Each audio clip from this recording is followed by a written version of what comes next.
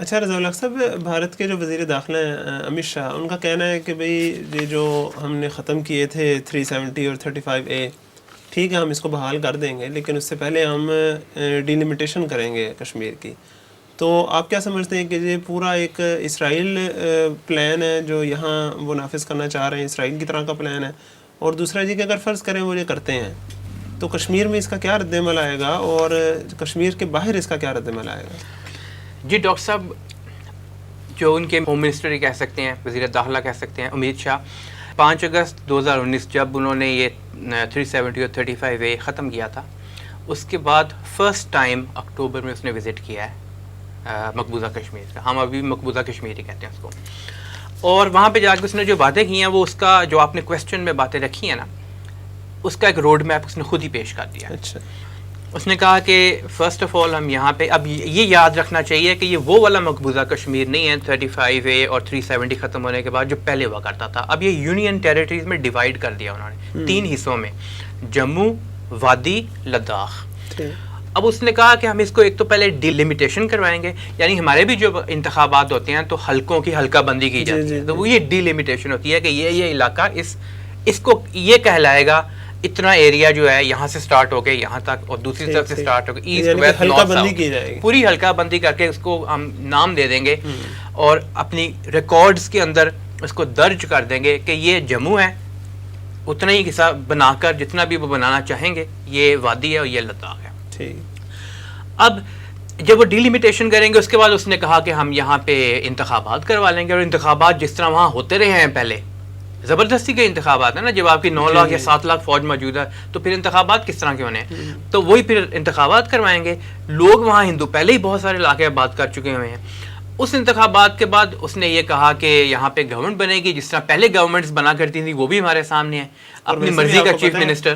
جی ویسے بھی آپ کو پتا ہے حلقہ بندی میں تو بڑی گیم چلائی جاتی ہے نا، کہ اس طریقے سے حلقہ بندیاں کی جاتی ہیں. جی ایگزیکٹلی، اور اس میں بھی ڈنڈی ماری جاتی ہے کہ اور اسی میں دیکھا جاتا ہے کہ کون سی، جس طرح ہمارے ہم اپنی اگزامپل لیتے ہیں تو ناظرین کے لیے آسانی ہو جاتی ہے اس بات کو سمجھنے میں بھی کہ وہ ووٹ ہوتا ہے کسی خاص برادری کا ووٹ، جہاں پہ زیادہ ہو وہ حلقہ بندی کے اندر کر کے تاکہ امیدوار جیت جائے. اب ان کو معلوم ہوگا کہ یہ ایریاز ہیں یہاں، اور سب کو معلوم ہے دنیا میں ان کے ڈیموگرافک اسٹرکچر کیا ہے، اور پھر جو چینج کے بعد جو اسٹرکچر بنا ہوا ہے اس وقت آن دا گراؤنڈ وہ بھی انڈیا کو معلوم ہے، اس کے مطابق ہی وہ اس کی ڈیلیمیٹیشن کرے گا نا ساری.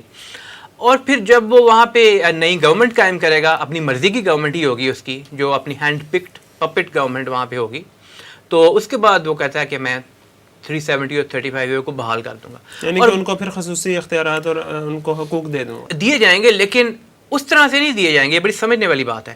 پہلے ڈسپیوٹڈ ٹیریٹری کے طور پہ موجود تھا اور اس کو وہ اسپیشل اختیارات دیے جاتے تھے. اب یہ ہوگا کہ ضم ہو چکا ہوا ہے انڈیا میں، اور ضم شدہ 3 حصے جو بنا دیے ہیں یونین ٹیریٹریز جس کو کہا جاتا ہے، اس کے مطابق انڈیا کے ایک ریاست کے طور پہ اس کو اختیارات دیے جائیں گے. اور یہی چیز ہم نے دیکھا یونائٹڈ نیشنز کی جنرل اسمبلی جو 76 اس سال جو منعقد ہوئی ہے، وہاں پہ انڈیا نے دیکھیں ایک تو اسپیچ مودی کی اپنی ہوتی ہے پرائم منسٹر کی، اس کے بعد مختلف دوسرے جو عہدیدار ہوتے ہیں ان کی بھی اسپیچز ہوتی ہیں، پھر ان کے ریپرزینٹیٹیوز کی بھی ہوتی ہیں. انہوں نے بڑا کلیئرلی یہ بات کہی کہ جو ضم ہو چکا ہوا ہے کشمیر وہ اب ضم ہو چکا ہوا ہے، اب یہ ہمارا حصہ ہے. اور امت شاہ نے بھی وہاں یہ بات کی کہ بھارت پاکستان کے ساتھ اس معاملے میں مزید بات چیت نہیں کرے گا، اب یہ ہمارا ٹو ٹنگ ہے اور ہے، بس ہم اس کو چینج نہیں کریں گے پوری سچویشن کو.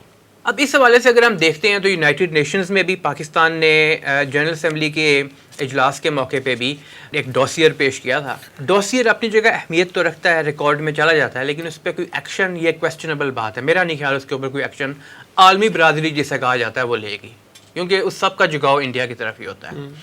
ساتھ ساتھ یہ کہ پاکستان کے فارن آفس نے اب بھی جس طرح ایوب صاحب فرما رہے تھے کہ وہاں پہ وہ گھسپڑیوں کے نام پر فیک نیوز کریٹ کر کے، اور فیک نیوز کے ذریعے وہ یہ بھی کہہ رہے ہیں کہ یہاں پہ دیکھیں جو گھسپڑیے آئے ہوئے تھے، یعنی کہ وہ کون ہیں، وہ اصل میں تو فیک نیوز کی بیسس پہ شاید ان کے اپنے کوئی لوگ ہیں، چاہے ان کے ملٹری کے لوگ ہیں، شاید کوئی اور لوگ ہیں. انہوں نے ہندوؤں کو بھی قتل کیا، انہوں نے سکھوں کو بھی قتل کیا. تو یعنی الزام پھر اس طرح ڈالا جاتا ہے نا دوسرے پہ. تو پاکستان کے فارن آفس نے اس کی بھی تردید کی کہ انڈیا ایک ٹیررسٹ جو ایک گیم پورا ایک پلان بنا رہا ہے، اس میں پاکستان کا نام بلا وجہ استعمال کر رہا ہے اور اپنا ظلم و ستم بڑھانا چاہ رہا ہے.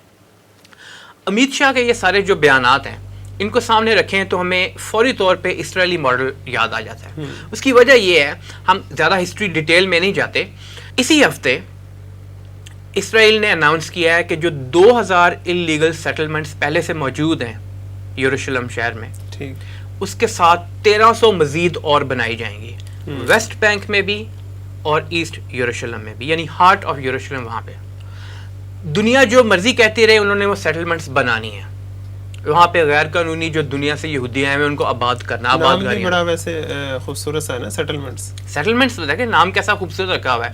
کیوں؟ اس لیے کہ ان کا حق ہے یہاں پہ آ کے رہنا, ان کے پاس کوئی جگہ نہیں ہے دنیا میں, اور پھر آخر کار وہ تان جوڑ کے وہیں لے کے آتے ہیں. دیکھیں ہمارے ساتھ تو ہٹلر نے بڑا ظلم کیا تھا, جرمنز نے بڑا ظلم کیا تھا, اور وہ ایسا کارڈ ہے جس کے سامنے سارے خاموش ہو جاتے ہیں.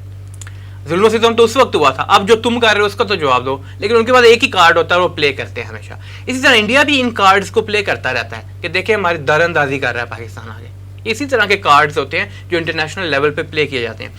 اب وہ جب وہاں پہ قبضہ کر رہے ہیں, اور انہوں نے سیکنڈ گریڈ سٹیزنز اسرائیل میں تمام مسلمانوں کو, عربوں کو قرار دے دیا ہوا ہے, لا پاس ہو چکا ہوا ہے, ان کے کانسٹیٹیوشن کہہ لیں یا اس کے ان کے جو لا کا پروسیجر ہے اس کے اندر وہ چیز موجود ہو چکی ہے. انہوں نے اس کا سٹیزن شپ لا نام رکھا تھا.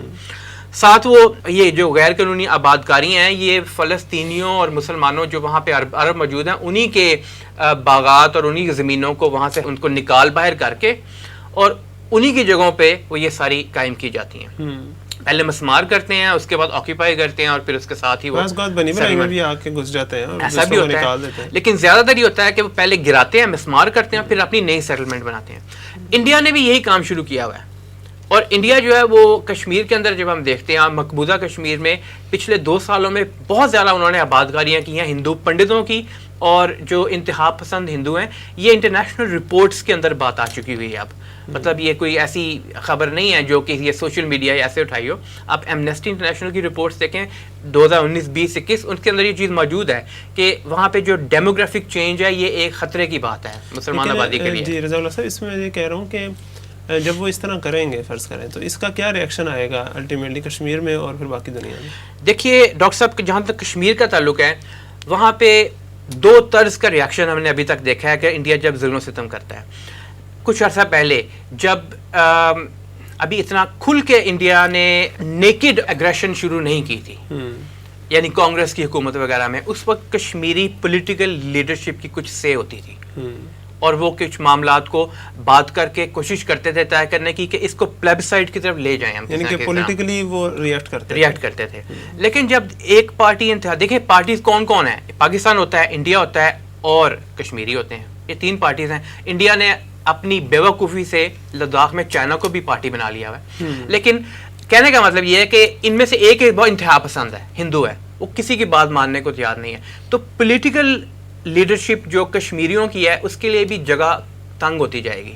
وہاں پہ حریت پسند جو ہے وہ زیادہ آئیں گے, اور ہم نے دیکھا پچھلے دنوں میں, اور ان کے پاس یہ رائٹ موجود ہے انٹرنیشنل لا کے مطابق, قطع نظر اس سے کہ کیا یہ ان کے لیے فیزیبل ہوگا زیادہ یا نہیں ہوگا, کیا اس کا فائدہ زیادہ نکلے گا یا نقصان زیادہ ہوگا. رائٹ یہ موجود ہے کہ اگر آپ کی آکیوپائڈ ٹیریٹری ہے, you have the right to resist, right to free it. International law میں لکھا ہوا ہے یہ بات. انٹرنیشنلی اگر ہم دیکھیں, لاجیکل بات ہے بالکل, اور انٹرنیشنلی اگر ہم دیکھیں تو باتوں کی حد تک تو بہت سارے باتیں کریں گے غیر مسلم ممالک اور مسلم ممالک دونوں میں. پریکٹیکل قدم کوئی اٹھانے کو تیار نہیں ہوگا انڈیا کے خلاف, کیونکہ انڈیا کی اسٹریٹجیکلی اس وقت ضرورت سب کو ہے, خاص طور پہ مغرب کو, اور جو ہمارے مسلمان ممالک ہیں ان کے انڈیا کے ساتھ انفارچونیٹلی ایسے ٹائز بن گئے, ایسے ریلیشن شپس بن گئے ہوئے ہیں کہ وہ ان کو فوقیت دیتے ہیں ایز کمپیئر ٹو کشمیری مسلمانوں کے پرابلمس کی. لیکن سر آپ کہہ رہے ہیں نا باتیں کریں گے, اب تو افسوس کا مقام یہ ہے کہ باتیں بھی نہیں کی جاتی نا. ایگزیکٹلی, اس میں بھی کوئی شک نہیں.